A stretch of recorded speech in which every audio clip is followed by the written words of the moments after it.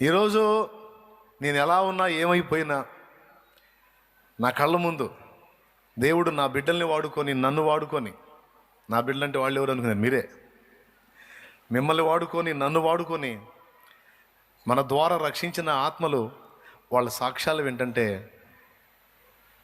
ఈ జన్మకి ఇంకేం కావాలరా నాయన, నా స్తోత్రం అనిపిస్తుంది. ఈ జీవితానికి ఏం కావాలి? ఎందుకు పుట్టావరా నీ బతుకు జడ అనిపించుకున్న రోజులు ఉన్నాయి. ఎందుకు పుట్టావరా నువ్వు నాశనంగా అనిపించుకున్న రోజులు ఉన్నాయి. ఎప్పుడు తగిలిద్దిరా నీకు బండి, ఎప్పుడు తగిలిపోతావరా అన్న మాటలు ఆ రోజులు ఉన్నాయి. అదే మనిషి కానీ యేసు చేతుల్లో పడ్డ తర్వాత, నువ్వు లేకపోతే మా గతి ఏంది, అమ్మో నువ్వు రాకపోతే మా పరిస్థితి ఏంది? నిజంగా దేవుడు నిన్ను మాకు అనుగ్రహించిన వరం.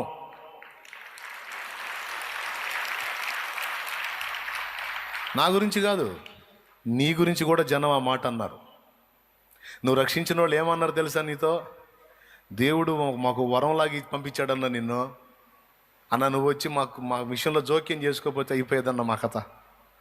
అక్క, దేవుడిని వరం అక్క, దేవుడు మాకు ఇచ్చిన వరం అక్క.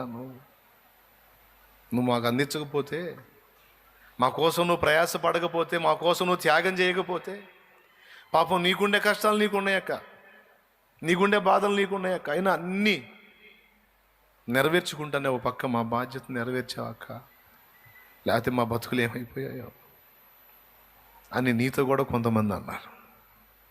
అనలేదా? అనకపోతే వాళ్ళు కృతజ్ఞతాహీనులు అవుతారు, ఖచ్చితంగా అంటారు అంతే. ఈ జీవితానికి సార్థకత అప్పుడు లభించింది. నిన్ను సృష్టించాడే సృష్టికర్త. తల్లి గర్భంలో నువ్వు పడ్డప్పుడు ముద్దు పెట్టాడు, భూమి మీదకి వచ్చినప్పుడు ముద్దు పెట్టి నా ముద్దులో కొడుకు కూతురు అనుకుని మురిసిపోయాడే ఆయన. అప్పుడు నవ్వుతాడు చిరునవ్వు. ఎప్పుడు? జనులు నిన్ను గూర్చి నిజంగా నువ్వే లేకపోతే మా బ్రతుకేమగునో.